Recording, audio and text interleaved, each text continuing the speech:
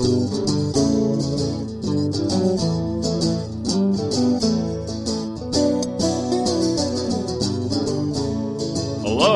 and welcome to Vacation Station, hosted by Lisa and Nancy, editors of BigBlendMagazines.com.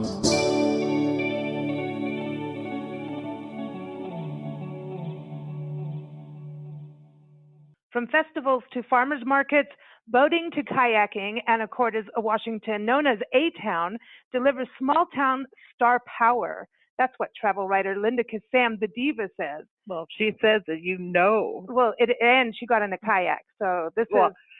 I want to see. The fact that she went kayaking without us, I'm like, okay, we need to get up there just to have a repeat effect of this. But, Linda and her husband actually live up there in the summer. She has her own big boat, and they dock outside of Anacortes at this beautiful marina. And she is known as the food, wine, and shopping diva. So when she says a town has star power, she knows all about it. She's a regular columnist here on Big Blend Radio and Big Blend Radio and TV magazine and our Parks and Travel magazine. And she's also the president of the International Food, Wine, Travel Writers Association. You can keep up with the diva at allingoodtaste.info and watch for her article on Anacortes in the summer-fall issue of Parks and Travel magazine. Will be out August 1st. But also, it's up on nationalparktraveling.com right now. Just type in Anacortes and you'll find it. So welcome back, Diva Linda. I heard you have new kayaking shoes. I do. That's the main reason I went kayaking, because they give you a list. They give you a list of things you should wear, and I didn't have the special non-skid, who cares if you get them wet, looking good kind of shoes. So I went out and bought some, and so that sort of gave me inspiration to make sure I tried this kayak thing. And remember, I was only 16 weeks out of back surgery, so who knew, But you buy a pair of shoes, you got to go. I love that, wow. and I'm glad you did it. And after surgery too, I was pretty shocked. I was like, whoa, the diva got, you got down. So now we know it's got to do with shoes. I know, it's all about shoes. Okay, wait till we get you out here in the desert. There's boots involved. Okay? Yes. But you could get cowboy boots. Yes, snake-proof boots. Yeah, you need that. But we'll bring you out when there's no snakes. How about that? Yeah, I like it. Okay. Well, I'm very excited because we've got two special guests joining you, and one of them knows about what kind of shoes to wear on a kayak. We have Erik Schorr. He is from Anacortes Kayak Tours. It's a family business him and his wife run, and he's been around the world. He knows all about kayaking and whales. Go to their website, anacorteskayaktours.com. Welcome, Erik. How are you? I'm doing great. Yeah, hey, thanks for having me on the show. Well, you know what? 10 points for getting the diva in a kayak. I love that. How temperamental was he? I think it went great. Yeah, no, we like to appeal to all sorts of folks and make it accessible, and nobody needs to have any experience to go on these trips. So I'm glad she had a great time. I love that. So did you take her in the ocean? Well, we are an inland sea here. We're not really, I always think of the ocean as big crashing waves and rough conditions, but the Salish Sea here, where the San Juan Islands are, is a protected inland sea. So we're buffered by the Olympic Peninsula and Vancouver Island from most of those larger ocean waves. And so we're blessed with pretty calm conditions most of the year. The wind can blow, but it's not too frequent in the summer months. That's cool. I know, I'm ready to get up there. I want to bring our next guest is Amanda Hubik. She is from the Anacortes Chamber of Commerce, and this is your place to go to plan your trip. Go to anacortes.org, and I'm going to spell this out just to prove I can spell. Sometimes I get every name wrong in the book, but it's ANACORTES, anacortes.org. Welcome to the show, Amanda. How are you? Good morning. I am fantastic. It is a joy to be here. Thank you. We're excited to have you on here because now you know about the desert Southwest and the Midwest coming from Central Texas. So getting over to the islands, that's quite a trek. What inspired you to move out there to Anacortes? The area is just absolutely fantastic. The people here are charming. The air is fresh and clean, and there is so much to do. I mean, it's never a dull moment here in Anacortes. Can you give everybody kind of an idea of where Anacortes was? I was on your website, and in reading Diva Linda's article, it really looks like you are in a little hub, like you're in the center where you could go to Vancouver if you go north a little bit, and Seattle's not too far from you, so you're kind of like in the center of things. Yeah, absolutely. Depending on traffic, Anacortes is about halfway between Vancouver and Seattle. You can take I-5 to get down to Seattle, and it's, a 90-minute drive on a good day. When traffic is light, you can shoot up to Vancouver in about 90 minutes, of course, depending on how traffic is at the border crossings. But we're definitely in a sweet spot, and you take Anacortes to hit the San Juan Islands, and you can also take a ferry to get out to Victoria over on Vancouver Island. So now what's Fidalgo, and now am I going to say this wrong? Am I even saying Anacortes correctly? I was reading about, is it Fidalgo Island? That is correct, yes. Okay, so that's an island right outside Anacortes, right? Like you can just hop over, and historic. This is a historic. Go ahead. Yeah, so the island is made an island by the Swinomish Channel, and we are an island that you can drive to. So there's a bridge that connects us to the mainland. Okay, I like this. I'm digging this. This kind of reminds me of Florida. When you would go out on a bridge, you got an island, you go out, and you go under a little back, roof and have cocktails at the beach. This is getting good. I want to go back to you, Diva Linda. Is there cocktailing out there on these islands? Is that why you got there? Well, first, I boat, so boat equals drink. So, but in Anacortes especially, and I just found it out this year through this press trip with Amanda. I had no idea. On top of one of the nicest lodging we have, which is the Majestic Inn. Who knew? But they took a rooftop and they put, I would almost call it sunset cocktail time. It starts at 4, ends when the sun goes down, and you just sit up there. It's the most beautiful view. You can really get an idea of where Anacortes sits on Fidalgo Island. I'm having that issue too. Fidalgo Island, and great drinks. Oh, very innovative. Or you can just have your regular gin and tonic. Whatever it is you want. Martinis. Oh my God, the martinis are great. And they have a nice selection of appetizers, and you sit up there in these beautiful chairs. And I mean, what a sweet spot. Who knew? I didn't know. So now I know. And every time anybody comes here, that's the first thing we show them is. Well, that might sound odd. Where do we go first? We go to the bar first. Yes, we do. We go to the rooftop bar because it is fabulous. Sounds like a personal invitation to me. I'm ready. So far, we know we've got islands, we've got beauty, Vancouver right there, Seattle right there. We've got cocktails, kayaking, inland oceans, the inland seas, I should say. This is already, getting to Lisa country, big time. And Diva Linda's boat is there, and she's got her own flag, and new shoes. So there you go. So there's cocktails, rooftop cocktails, and lodging the Majestic Inn right there. You want to go? So let's just move up there. You're boating there, and this isn't the first time. This is because every summer I see Linda's back at Anacortes.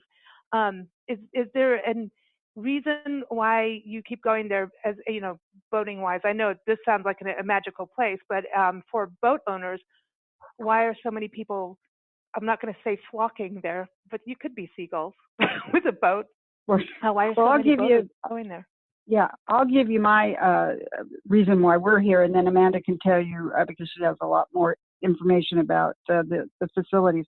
When we first got our boat 3 years ago, and we wanted to go from Magnolia, which is downtown Seattle, take the boat up to the San Juan Islands, the damn thing kept breaking.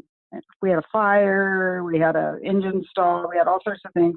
And the biggest place that you want to go, or the best place you want to go to fix these things, is Anacortes. You can just, they were really kind to us. One time we came in without one of our motors, and they said, we said, it's going to be really hard to dock this boat with, just no thrusters and and one engine gone. And they, they're really sweet. They put us with the crab people and said it'd be like bumper boats. Don't worry. Just, try to aim yourself in there and you'll be all good. And so the facilities to fix a boat are wonderful. The marina is a great place to stop before you go to the San Juan Islands, just to get you can walk to the Safeway and with a little wagon, and then you can bring all your supplies back. But we decided last year to keep our boat here. So it's here 12 months a year, and that's worked for us. The fees are really good. The services are really good. And we've met a lot of nice people, so that's why we're here. But Amanda can tell you other things, I'm sure. I mean, there are so many events, and Amanda just put on one that was just huge. I mean, absolutely huge, and I'm sure people come for those as well. But Amanda, you tell us why you think we have so many boaters here. I think we have a lot of boaters here. One, because it's so accessible. We have a fantastic public port with the Cap Sante Marina. It is owned and operated by the Port of Anacortes, and we have at least 4 or 5 other private marinas, and it's all around the island. I mean, there are some right when you get in. There are a couple in more residential areas. So, and we have really good dry dock storage too. So it's just a community that is built around boating. Anacortes is also one of those working waterfronts. Not only do we have places where people come to spend their summers and relax, but we've got boat repair, maintenance, some incredible craftsmanship that's in town. There's an upholstery business, there's boating documentation, there's all sorts of stuff. So Anacortes is definitely that one-stop place for everybody's marine trades needs, honestly. That's nice. And I think it's nice when you have a community that's walkable. You dock your boat, and then I like this idea of having a little wagon. Linda, do you have yours dressed up with sparklies? It sort of came that way. It's bright red, and it stands out. Well, I know who knew, but so you can take your little wagon to Safeway and stock up. And I think another reason, as I'm thinking about this, that I learned this year going on this press trip with Amanda is some of us aren't dedicated boaters. I'll raise my hand on that, but of course my husband is. But I need to get off the boat and do other things. And who knew? And when you read my article, you'll see that within 30 minutes you can do stand outside the Majestic Hotel or right outside the marina, any marina pretty much, but Cap Sante for sure. And within 30 minutes of driving, you could go anywhere. You could take an Uber. I mean, if you're really fit, you could probably a bicycle. But I think the kayak place is not more than 30 minutes, and it's very accessible. The roads are really easy and so forth. And there's just the park, the beautiful park, which is also down by the kayak people. And there's just things to do to get off the boat and just have fun. And it doesn't take you 2 hours to get there. I mean, it's really easy. And there's a lot from reading your article and then going on anacortes.org. One of the things that struck me immediately is walking. You know how we're champions of 1 hour walk. We want everyone to be a 1 hour walker, get out there and get some fresh air. So 1hourwalk.com, everyone join our Facebook group and start sharing it. You could do a 1 hour kayak. I'm good with that too. It's about getting out, but it just looks like beautiful parks. And then when I went on the website, Amanda, you guys have like a lot of park areas where you can go picnicking, walking, take the dogs, the kids. So it seems very centered around quality of life. It is. And that's one of my favorite things about being out here. We have over 3,000 acres of city-owned park property, and that's not counting Deception Pass Park, which is a state park. Deception Pass Park is halfway on Fidalgo Island, halfway on Whidbey Island, so it's one of those state treasures that we get to share. We've got 15 miles of trails through Mount Erie and Cranberry Lake and Heart Lake and Whistle Lake, and like you really can't sit still here. And it doesn't matter whether it's summer, spring, fall, winter, especially out in the forest, because we have so much evergreens. so many evergreens out there that you can go for a hike when it's drizzly and not really get wet. You know, you're just a little bit chilly, and then once you've been hiking for 30, 45 minutes, you start to warm up. I want the chill, okay? We're ready Erik? for sprinkles and chili. Erik? We I want to talk to Erik. Mom. I want to talk to Erik for a minute. Erik, my boat ride was 3-hour boat ride. My kayak ride was 3 hours, and our guide kept pointing to different little baby islands around. And are those state parks, or do you take people? I know you do short 3-hour things like I did, but you also do these long 2-3 day, maybe more than that. And do they end up at state parks, or those islands that I kept seeing when we drive by when we're on the boat? Are those national parks, or what are they? Well, it depends on which trip you take. The 3-hour trip circumnavigates Burroughs Island on most occasions, and that is mostly owned by Washington State and managed by the parks. We also have been running for 14 years down in Deception Pass, and so we have, and speaking to the hour walk, we have 1.5-hour trips there. So folks that want to do short trips can do that. The longer trips, we do fully catered expeditions all over the island. Most of them depart right here from Anacortes, which makes it real easy for people on vacation. But we do also take people out to San Juan Island and depart from there, and then off of Orcas Island to go up to the north. So we're the most widely operating outfit out here. And some of them are state parks. They're state marine parks that you can boat in only. And all of the overnight expeditions occur within the San Juan Islands National Monument that was created a few years back. And our favorite place to go is Cypress Island, which you would have seen. It's the big forested mountainous island, the fourth largest in the San Juans, and it's 90% protected as a natural area, resource conservation area. So just a few summer cabins and tons of wildlife up there. Oh my gosh, Ooh. this is okay. Nice. You know what? I know. Diva Linda, good girl. Good Diva. this is. So I'm so glad you're on nationalparktraveling.com, because our whole thing is going to national park units, and it's our quest to visit every single one in the country, in the U.S. Territories, and now we're international with it, and we cover all parks, because something we've learned on our travels is that every single park counts, and it goes against creating dead zones that we've managed to do sometimes in city areas. And it's important to have, native plant gardens, and it's important to have these, little oases in suburbia as well. And so when you have these areas that are so protected, at the end of the day, there's all these different ways of managing and different levels of, protection. But when you're in an area that really takes care of their natural areas, whether it's, downtown and there's a park there, I think it really goes again to that quality of life and that coexistence. You're truly living. And when you're saying about going out in the sea, and then you can see wildlife on these islands, and you can go out there for 3-day excursions, you're truly living in the moment. That is amazing, Erik. Yeah, not to mention that they're pretty cush trips. The food is not your typical eat out of an envelope or a pouch kind of camp food. They're pretty good spreads. People tend to gain weight on these trips. Yeah, my wife does all the meal planning, and she kind of goes overboard on it. And that's our most common compliment is on the cuisine. So it makes it kind of fun to be comfortable out there, and eating well is kind of part of the program. Well, we take champagne everywhere we go. We have champagne. That's important. Champagne walk, yes.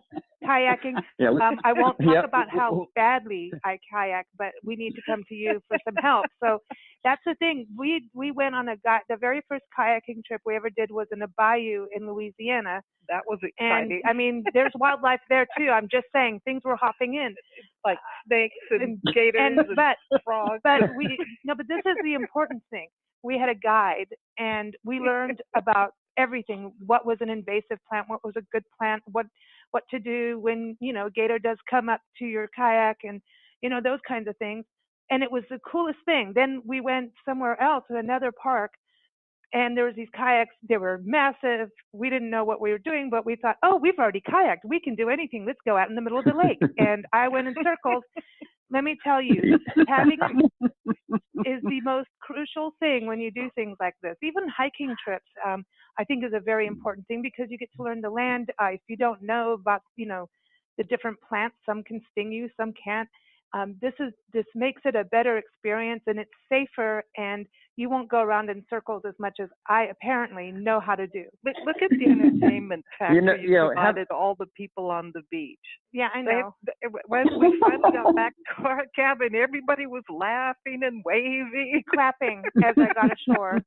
But it's definitely nice to be on a guided trip because they can. Our guides are really well trained. Actually, most of them come to us as very accomplished paddlers, and so they can do a lot for helping people, not paddle in circles. I think the best thing about having a guided trip too is they see things because they're living and working out here. They'll see things that you don't see as easily because they're used to it. They know where to look for the wildlife. They know how to spot things and give you kind of a color commentary. And you were talking about the stinging plants and animals and things. That's another beauty about out here. Other than the wasps and a few stinging nettles, there's really nothing that's going to get you. We don't even have very many mosquitoes. It's pretty nice. No cactus? How about snakes? Yeah, what about the snake factor? Well, if garter snakes scare you, then, oh, that's can't help you on that. But there's nothing that's going to bite you. Nothing like down in Tucson, that's for sure. Oh, well, we got plenty of things We've here. had that experience too many times. But now, so Erik, okay, so I know that people see these, amazing photos, and we have one of you on the kayak with, here's a whale's tail, and I'm like, that is, when you see pictures like that, it's like the ultimate experience. I get all like giddy about it. And then I think about, okay, what would you do if a whale came up to your kayak? And that's something I wonder, do people, like, is that one of the first things people ask you if they've never been in a kayak or out to, out in the water? Oh yeah, it's a big question. I mean, the whales out here are the iconic species, and obviously that's it's sort of like the lion on the African safari that everyone wants to see. They're safe. I mean, there's never been an account of a whale attacking a human in a kayak or otherwise. So, other than maybe some captive animals, but so I don't really worry about that, and our guides don't either. We do get some pretty spectacular encounters that can be just life-changing. We don't push it too hard because the whales can actually swim a lot faster than the kayaks, so a lot of the encounters are just good timing and luck. We are members of the Pacific Whale Watch Association, and so we are privy to all the spotting information. So when we get the alerts that they're on our way, we send out the messages to our guides and tell them to paddle fast and get out to where they're going to be. So we've been having spectacular luck over the last 3 years. It's just been phenomenal. Do you have like a agreed stay so many feet away? Yeah, the federal law dictates that we stay 200 yards away from the resident orca whales because they are an endangered species. So we maintain that. Now, the law doesn't specify to the whales how far they're supposed to stay away from us. And so sometimes you will get closer encounters. We don't intentionally put ourselves into that position. We tend to raft up and wait. But if the whales choose to come by us, there's really not a whole lot we can do to get out of their way. And that's when you see those close-up pictures, what's usually happening.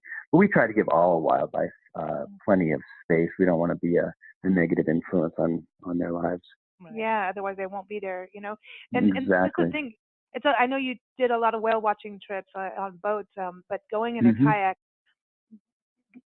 I feel like sometimes it's like, a scenic drive is awesome, and definitely you guys have that with ferries and bridges and all this stuff. But so that's a really great thing. Going on a boat is a really good thing. Look what Diva Linda's out there. She's got her float thing going on. But there's something about getting out in a kayak or getting out and hiking. I feel like you are in nature a little bit more, not as you don't have that extra bit of shelter. So I think exactly. I use that metaphor all the time. I mean, driving through the forest is nice. It's great. You get to see the forest, but when you walk through the forest, you smell it, you hear the birds, you see the little bugs crawling around, and you feel the softness of the forest on your feet. Same thing in a kayak. You're traveling at a walking pace, and so you feel the gentle waves underneath your boat, and you can feel them on the backs of your legs. You can hear the waves lapping against the shoreline, which to me is maybe the most beautiful sound in nature. you can hear the animals breathing. You know, the porpoise when they exhale is something else in the field. So it is a much more intimate way to experience the area. Wow. It's pretty. I'm ready. I'm I ready like for it. that. Last question on this, and I want to talk about food, farmers markets, music, and art. This is cool because it seems like this. I just want to ask you, get a lot of people coming out. I know about the whales and obviously the sea life too. Do you get a lot of people coming out in a kayak specifically for bird watching? We get a fair amount of bird watchers. It's not something, most bird watchers tend to be more land-based, but yeah, we get a lot of enthusiasts, and there's a handful of us on staff that are kind of, we're twitchers ourselves and can't get enough of it. So we love it when we get people that are into bird watching on the trips, because then that's what we target. You know, we go out and look for everything we can. And we get a lot of migratory birds. We're on the part of the Pacific Flyway here. So seasonally we get these amazing displays of different animals passing through the area on their way north or south. So it can be pretty spectacular. Nice. So you got Amanda? Yeah, Amanda, is there any official bird watching tours or anything out of Anacortes, or that you give a brochure or anything to? Anything about bird watching? We have a few independent companies on the island that will offer bird watching tours. The Skagit County has actually just gotten together earlier this year, and they are working on a Birds of Winter bird watching festival, because we also have a huge migration path that kind of comes through the area. And so you'll see tons of trumpeter swans and Canadian geese and all sorts of things in the area. And that's one of the winter festivities that we have going on. And bald eagles. Bald eagles, an lots amazing of amount of raptors hang out here. Yeah. Oh my God. Green falcons. Oh, pelicans. We got it. Oh man, this is so cool. Why can't we just, keep, I don't know, click my fingers and be there in a second? And snow geese. It's snow geese. That is cool too. That's really cool. Yeah, I'm on your page on Anacortes. You have a section on watchable wildlife, and you've got to go check this out. I mean, everyone. And then you've got otters and beaver. That's cool too. Oh man. Yeah. Okay, I've got to keep calm. We have cactus. Yeah. Do you have spring wildflowers? Like, what's wildflowers like out in your area with all these natural areas? In April and May, we get March, April, and May, we get the big wildflower display out in the islands, and it's pretty spectacular. Usually it's on the south-facing slopes. We have a north-south slope effect, where the north-facing slopes tend to be forested and the south tend to be more grassy because we're dry. We live in a rain shadow here where we get half the rain of Seattle, so it's quite dry and mild climate, and the whole fields will often be just carpeted in gorgeous color. Wow. And it's a little more consistent than, say, the desert bloom. The desert bloom, you have to get just the right winter rains to get that bloom, but this happens pretty much every year. Yeah. So I'm gonna be a little off topic, but since I have the two of you here, I want to ask something. So one of the things that I absolutely adore about Anacortes is the herons, and I know the herons are other places. Herons and seals, and they generally love the docks. They like to either sun themselves, or the herons come in the evening to eat the little fishies and so forth. But I have to tell you, I had not seen herons this year. Amanda or Erik, do you know where did the herons go? Or am I just not liking us this year? I don't know if they were not in the marina. That might have just been a situational thing. But there's a pretty healthy colony just down the street from Cap Sandy over by Marx's Point. And then there's another colony over on Hope Island by Deception Pass. We actually have quite a dense population. So it might have just been a situational thing.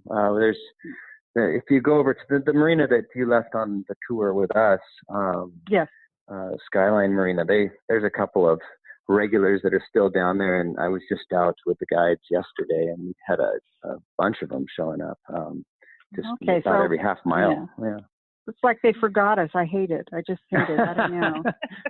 They weren't cooperating. No, they weren't. No, and I just loved it.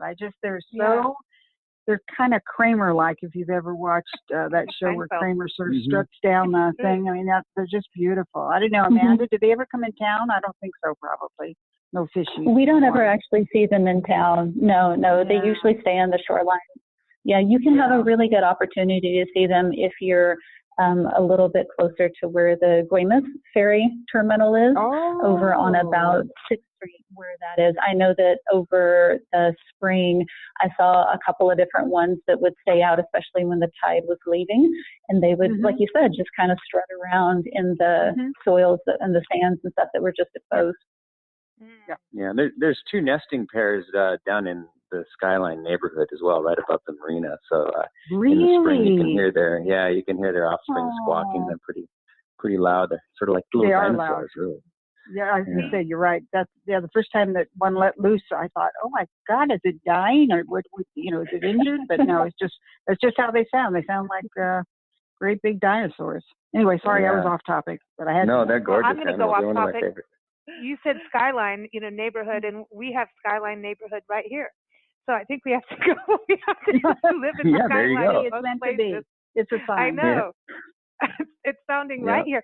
I don't want to forget this. We're talking about all the different. You can be on, the Grand Cruiser that Linda has her boat, or you can go kayaking. But then you went on the Deception Pass boat tour. I've got a good photo of Linda.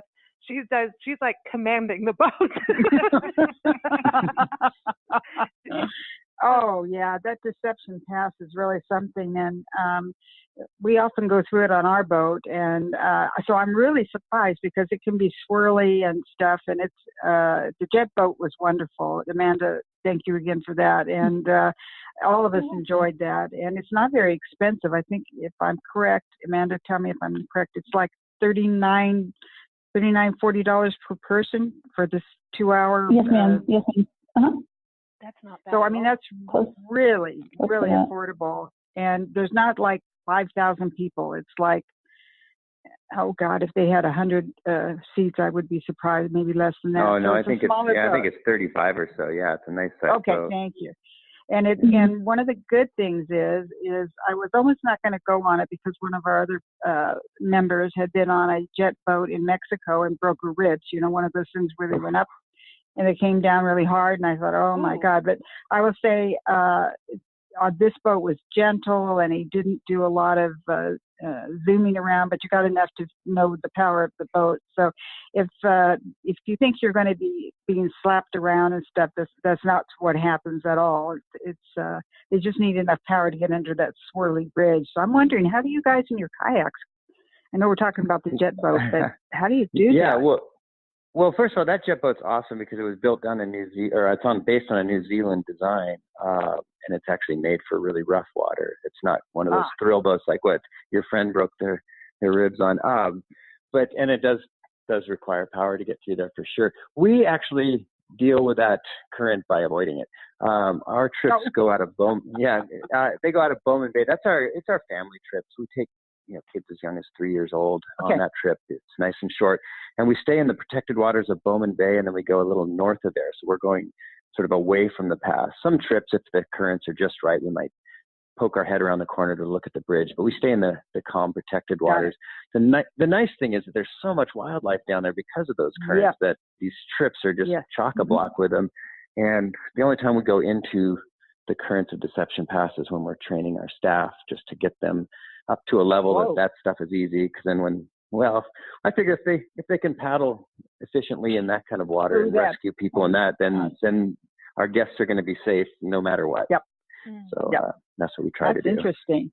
Yeah. So the jet boat ride was wonderful, and it's lots and lots of wildlife. And I think are there porpoise over there, or is it just? Yep. Porpoise. Harbor porpoise. Yeah. Harbor porpoise and seals. Oh my God, this is like talking about the world's best feast for me. We had there was about 20 orca whales down there on Sunday. We were out, and they were having a little smorgasbord of seals, and that was pretty exciting to see too. Whoa. Okay. All right. Seals. I love seals. I love seals. Maybe it's a good thing I didn't see that. Yeah. Well, apparently, Erik, your guides are quite buff, and Diva Linda appreciated that wildlife too. Yeah, that was. Yeah. Well, there's a little curbside appeal there, sure. Yeah, I got the new guy. Yeah, I got the new guy who was so sweet and somehow the new guy just arrived the night before, and they put him in this. They probably said, you're going to get a lot of travel writers here, so be good. But so it was very interesting. Our group was a mix of people like myself who'd never ever been in a kayak to people who were already could master it and didn't need any help. So I was really, so this is a funny story. So I was just really worried about the 3 hours, and but the 3 hours were okay. But at about 2.5 hours, I said to the young guy behind me, I said, well, I think I need a little rest. He said, oh, you don't even have to paddle. You never did. I just thought you were having fun. Really? How about that one? Okay. Yeah. Those 3 hour trips are designed just for that. That's most people, even those of us that paddle all the time. 3 hours is enough. Then you want to get out. So even our longer trips, the multi-day trips or the full day trips, we'll take lots of breaks. So the 3 hour trip's the only one that we sort of just keep going because most people can do the 3 hours. But that's definitely everyone wants to stretch their legs and move a little bit after that amount of time. Yeah, I mean, it was interesting. That's how I almost fell over. That was getting out. I got out. Yeah. And as soon as I stood up, I almost fell down because my legs were all like, I don't know. Yeah. Canoeing is harder than kayaking. Canoeing, that was a different thing. Kayaking's pretty easy. And like I said, I mean, we take out so many different types of folks that have never done it, and they're most of the time the reports are that they're just surprised how much easier it was than they thought it would be. I think it's really. What's your season for people to know? Is this only a summer activity, or do you go into the fall and early spring? We generally start operations. A lot of it, we're so weather dependent. We don't want to take people out when it's rough out or windy. So we start taking trips as early as March, but it's usually just a smattering here and there, and then lots of school groups. And then once kids start getting out of school in May around the country, we start seeing an uptick. And then June, July, August is just crazy, of course, the travel season. And then September, we start getting the empty nesters and folks that don't have kids in the house. And then we'll run all the way into when the weather starts closing out in, third week of October. Okay. Typically is when we just start shutting it down. Wow. And then the anacortes itself, Amanda, I know Linda was talking about all these festivals. It seems like this is a year-round destination. We are, absolutely. We've got festivals that happen all year round. We have a ton of fun things to do, both for families and adults as well. We have this amazing crab pot Christmas tree that we light up in December to kind of pay homage to our working waterfront and our maritime history. We have a big wine festival that happens in April. We had a boat and yacht show where we partnered with the Northwest Marine Trades Association earlier this May. So it was absolutely amazing. It was a 4-day event filled with tons of people, tons of fun, different, like I said, activities for both kids and adults as well. During the summer, we have pretty much something that happens every weekend, it feels like. Memorial Day weekend kicks off a lot of different festivities. We have the Waterfront Festival the first weekend in June. We have a really fun local 4th of July entire day full of festivities. And then from there, there's live music that happens every Wednesday and Friday, I do believe, down at Seafarers Memorial Park. And then, of course, there's the Anacortes Arts Festival that happens the first full weekend in August that brings hundreds of thousands of people and amazing artists, anywhere from leather goods to handcrafted jewelry to acrylic painting to I've even seen people that come through and they'll do like acid treated copper and make art that's perfect for indoors or out. And then in October, we have a 2-day Beer in the Pier festival. And then in November, we have Brewgrass, which is bluegrass music at 3 different establishments downtown that serve beer. So it's a ton of fun. I am honestly never leaving this island. I don't really go do things with friends that live in the valley because they're like, hey, let's come hang out, let's go do stuff. And I'm like, I'm going to go hiking, or I'm going to go out to eat, or I'm going to go to the marina. So it's it's so much fun here. Oh, Well, the and nice thing is also when there isn't a festival on a particular weekend, especially in the winter, our mild weather here is just so conducive to getting outside and walking in the woods or just exploring the coastlines. And then we have these great restaurants that you can retire to warm up and drink a hot toddy and get back into action for the evening. So, yeah. So, you know what? Here I want to say one thing to Amanda, and I know this is going to, Nancy and Lisa are going to love this. Nancy and Lisa and I talk a lot about tourism and doing tourism correctly, but making sure that you don't forget your local roots, right, and to plan and stuff. And so this last event that Amanda helped put on was the Waterfront Festival. And I thought it was so fabulous that part of this Waterfront Festival, besides your, the good things to eat and little stands, and then there was a place for music, was they had a place for children to build their own boats and then sort of sail them in this big pool. So you think about what is the heritage and what is the current workforce of Anacortes, and it's all about boating and docks and canneries but boat. And I thought, you know what? I just think that was such a beautiful salute, and all these children were there. Oh my God! And if you were just standing out there, it looked chaotic. But my friend who has a 5-year-old said it was absolutely wonderful, and her son likes to come every year since he was 3, and he remembers getting to bang on stuff and put things together. Amanda, has that always been part of that particular festival? Is the part where the children get to build the little boats and stuff? I don't know if it's always done it, because we're coming up on about 30 years now, but it's been a cornerstone of the festival for at least the last 10 or 15. And the Waterfront Festival is really this amazing community celebration. We have things like that. I mean, I know some people that have, kids that are, I want to say, seniors this year, and they have, a little collection of all of the boats they've built with, the Rotary group. We have different school groups that come and perform, and it's a big deal when the Drumline performs every year. It's just something that everybody talks about, and you see parents out in the crowd, and everybody nowadays, they've got their phones and they're taping, and it's an amazing opportunity for, families to get together and really enjoy a weekend out on the water.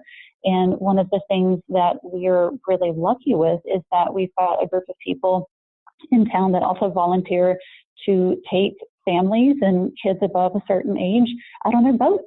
And, it's the Anacortes Yacht Club. They go out and they offer 1 hour of volunteer tours, and you do it Saturday and Sunday. This year Sunday was a little bit rainy, so they didn't get as many as they have before. But I want to say that there were 400 boat rides that happened over the weekend. And it's just another amazing way for, the youth that is getting involved in the water, getting them out on boats, getting them, familiar and comfortable with everything that's around us.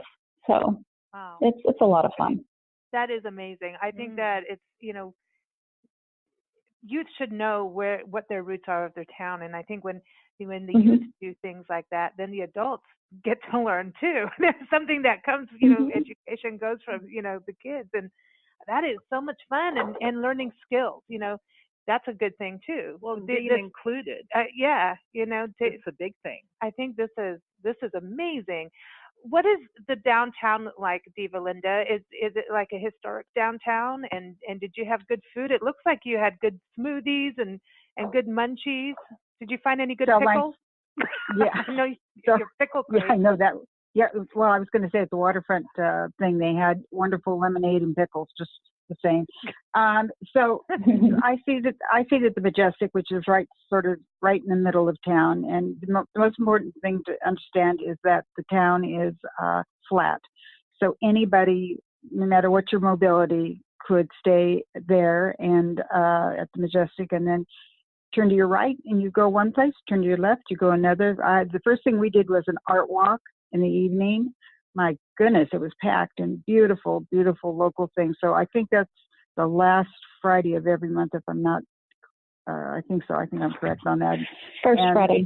First Friday. Thank you. First Friday. And that was wonderful. And then what's really interesting is, as a boater, we don't get off the boat that much. And that's one of the reasons that I took this press trip, is to know the town that we're actually staying in.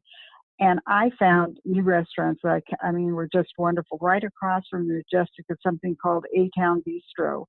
And this is the funny thing that I didn't understand. I was pronouncing it a town bistro. I thought they meant we're a town bistro.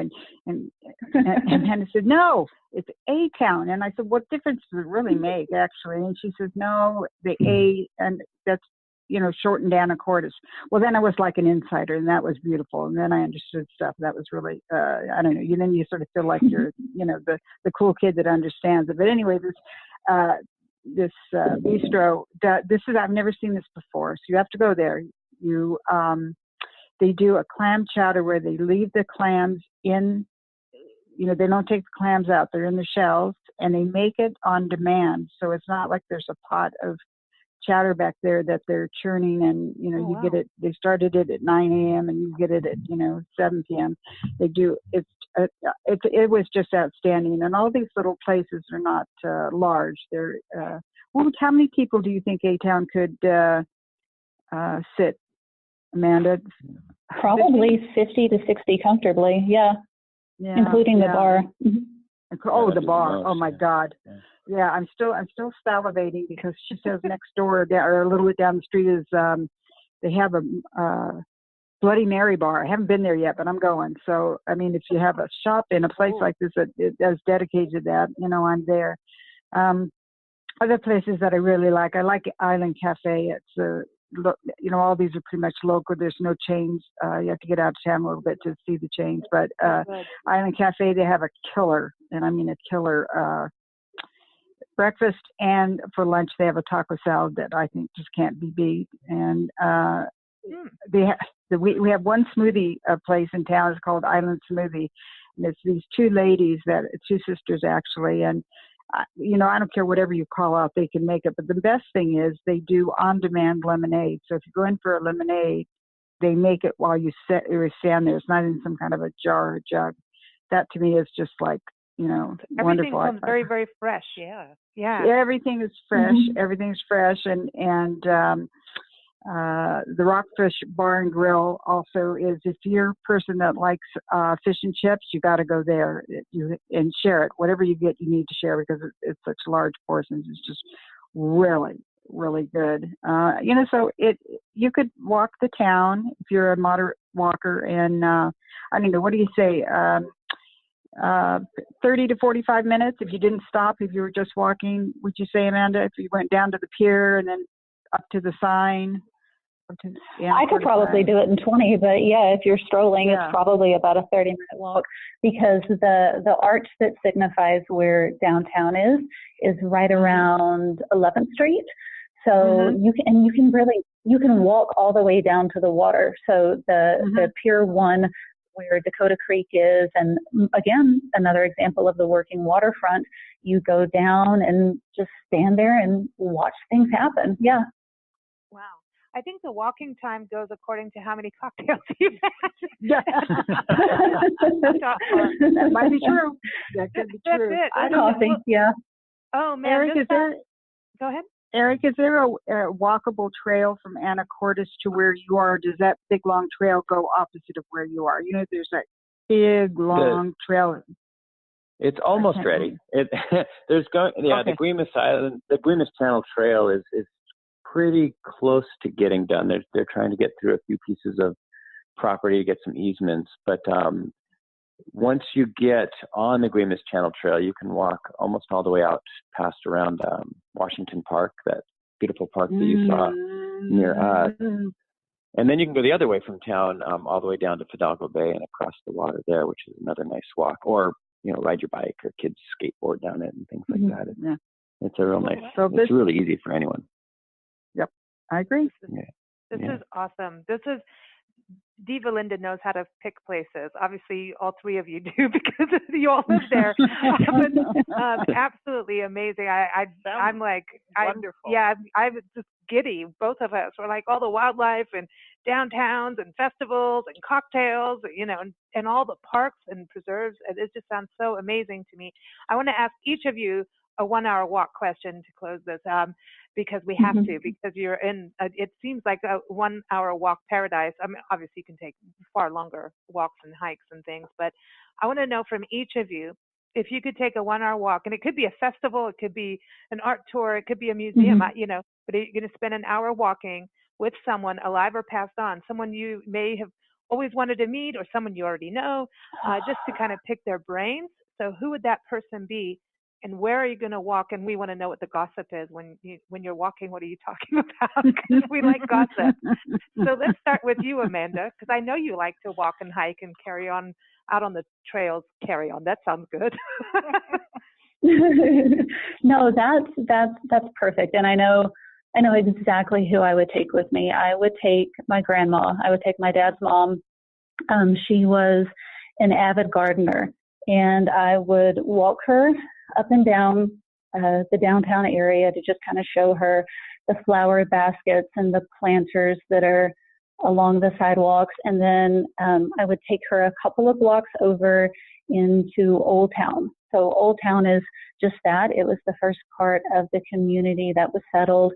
And there are some beautiful historic homes, and there are so many gardens. I mean, the Pacific Northwest is this rich little mecca of being able to grow anything you want. And so you'll have people with amazing rose gardens out front, and then the person next to them will have a wildflower garden, and the person next to them will have wisteria, climbing up the front porch, and then somebody next to them will have a vegetable garden, and you'll have scarlet runner beans and chives, and just this plethora of amazing things to look at and to smell.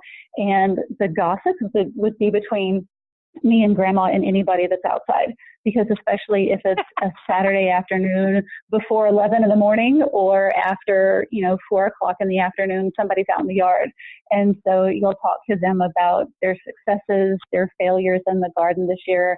And then I would take her out to Causland Park. So Causland Park is this hand-built park that was built in the 20s as a memorial to different war veterans. And it has beautiful rock mosaics. It's got a little amphitheater. It's got mature rhododendrons. It's got, oh goodness, like 20 different trees, and there's picnic benches. So we'd probably have a handful of tomatoes and a couple of zucchinis from somebody that we've walked past. And so we'd sit out there and just have a nice little picnic. Okay, that's it, man. This is like paradise. Are you kidding me? Like, you had to start on the gardening part of it too. Like, really? Okay. What don't you have? I mean, this is amazing. This seems like a little slice of paradise. No joke. I mean, oh wow. Thank you. I want to go do that. Okay, so Erik, what about you? You can do a 1-hour paddle if you want. Whatever you want to do. No, I can give you the 1-hour walk. Actually, am I allowed to give you two? I'll be brief because there's two that are distinct that are. Okay, so one of them would be the walking the Washington Park loop, and it would be with my mother. She's getting on in years, and it's paved and wide and pretty flat, and pretty easy for folks that don't really want to walk on uneven territory. And we do that from time to time when she comes up to visit from Arizona. And so I like that one because it's just accessible to anyone. And we'd be gossiping about the kids, of course, because that's what grandmothers do. And my second favorite hour walk is one that I do quite frequently. I mean, I wouldn't say every day, but many days a week. And that would be around Heart Lake, up in the Anacortes Community Forest lands. And it's a beautiful loop around the lake. It goes through this spectacular old growth forest, huge Douglas fir trees, and it's loaded with warblers and birds up in the canopy and whatnot. And that would be a tough one. I would just say with my whole family, although usually it's with my wife, we like to take these walks to catch up on each other's stories for the week. We get pretty busy with our business and the kids and everything. And so it's nice to be able to take a peaceful walk and just check in with each other. So we'd be gossiping about the kids, just like everyone else with kids that are small. And their ears are flapping, their noses are ringing. Right now. Right now. Yep.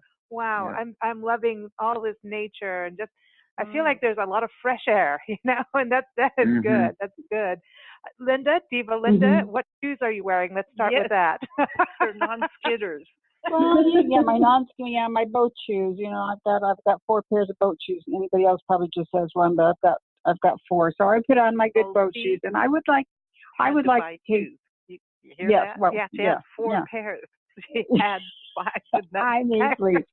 Well, so anyway, I would like to take Adrienne, who 2 of you know. Adrienne is my best friend since kindergarten. And currently, Adrienne I also convinced her, if you're one of my friends, you're going to be on my board of directors. So I convinced her to be on my board of directors as our secretary, and she's really gotten into this. I gave her, I gave her a project to help with. So in our organization of writers, the writers need to expand their resume, and so we decided we would do a partnership with Big Blend. I won't go into a lot of that, but it's working out really well. But now that I've given Adrienne, she's done this. Has she done this for a year or just 6 months? I can't even remember. About a year now, About a year. So she totally booked 2019. I don't know if you know that, but she's been sending me emails. She keeps sending me margarita emails, and I'm like, okay, if you say so, I'll go get a margarita. She's like, it's done. And I'm like, how the heck did you do that? She rocks. Like, I'm not kidding. She margarita does. rocks. And she's a very spiritually universal sort of person. So I'd like to take her into the Rotary Park, which is right across from our boat. And we would I know what she would love to do some forest bathing and some communing with nature and sit. And I know what we talk about, because she's really, at this point, she's just dedicated to this Big Blend program, and she wants to know what more she could do, how she could change it, what are her parameters and stuff. And that program of helping other writers is very, very important to her. Who knew? I gave the project to her because I thought she could handle it, and she's doing more than that. So we would do forest bathing, and we have 50 years of talking to one another, and you can always find we both have kids and all sorts of stuff. So that would be a lovely walk with Adrienne in the forest, and I'm sure she would talk. I don't know if she's told you about her forest fairies, but she's all into that and all into the vibes of the forest and all of that. So it would be quite fun. Well, I believe in fairies, so there you go. And I didn't know that about her, but we've actually interviewed an author who wrote a whole book about traveling the world to document fairies. And then, anyway, remember? Oh Lord, you opened up. There's an artist. I think she's passed on now. The fairy lady, the fairy lady who. And this is in George, South Africa, just outside Cape Town. She'd go outside every night with a flashlight and find fairies. And she came in and did these paintings.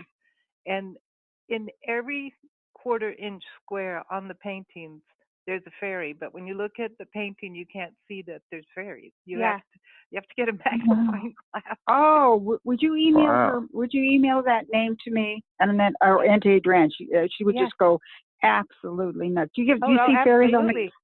Her name is Ruby. We did an article when Nancy had the magazine in South Africa. We did an article on her, and she's passed on, but she had this magical garden, and you could go in her house, and the furniture is all painted.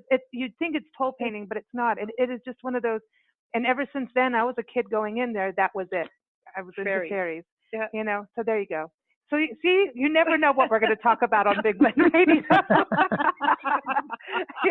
From orcas to fairies, you never know. But it has been an absolute delight. I mean, I'm not kidding. Nancy and I are getting giddy every, few seconds with everything that is in Anacortes. Has been one of my favorite conversations of a destination, just hearing so much wildlife and quality of life and good stuff. So thank you, Diva Linda. Thank you, Amanda. And thank you also, Erik, for joining us. Thank you very much. It's been fun. It's been a total blast. Everyone, go to anacortes.org. You've got to go. And if you go, don't make me jealous. But tag me in the photos on Twitter or something. I want to see, but don't make me jealous. Go to, again, anacortes.org. And if you want to get out there and go kayaking and eat good food and see bus guides, go to anacorteskayaktours.com. And also keep up with the diva and her shoe collection.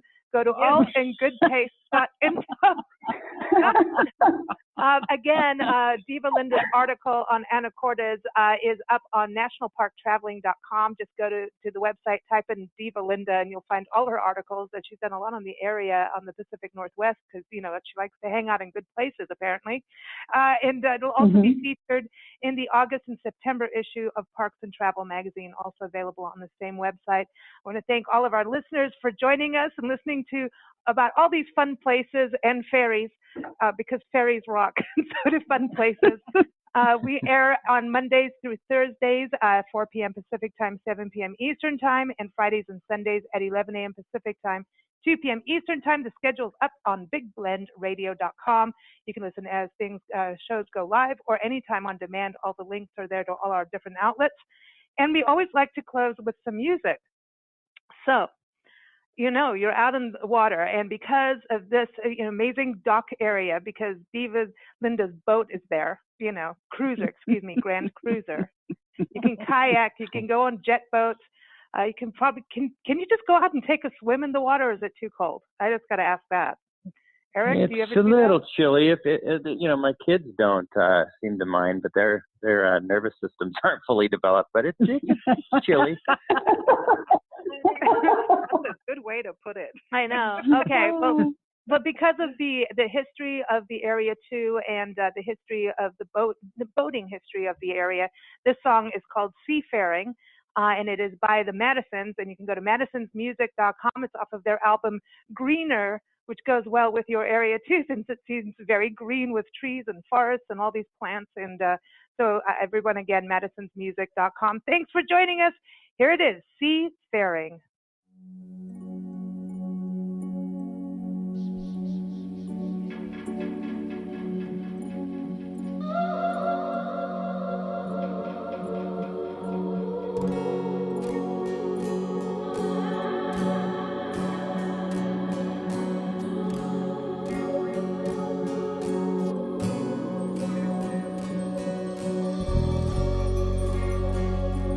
Find my way from being lost out on the sea, tossed so carelessly what it's done to me.